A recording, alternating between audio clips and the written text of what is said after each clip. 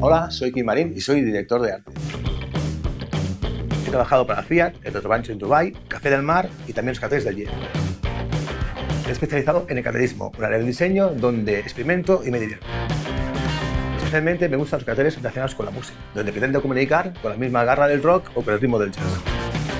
El cartel no es un resultado en sí mismo, hay que disfrutar del proceso de creación. Vivimos en un entorno visualmente contaminado, por eso intento crear diseños frescos y memorables. El color es una de las características principales de mis composiciones, así como el uso del espacio negativo, la geometría, las formas simples y, por supuesto, la belleza decorativa. Además del equilibrio estético, es importante crear un mensaje sólido y garantizar la eficacia comunicativa.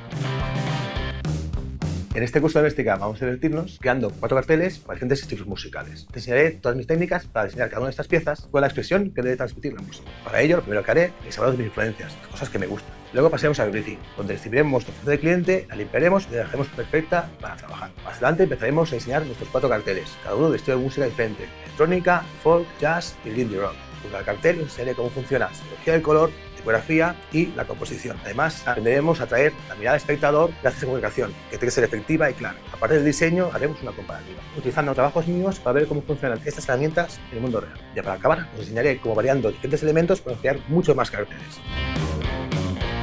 Tan solo necesitas un ordenador con Photoshop e Illustrator instalado. Y sobre estos programas solo tienes que saber los conocimientos básicos.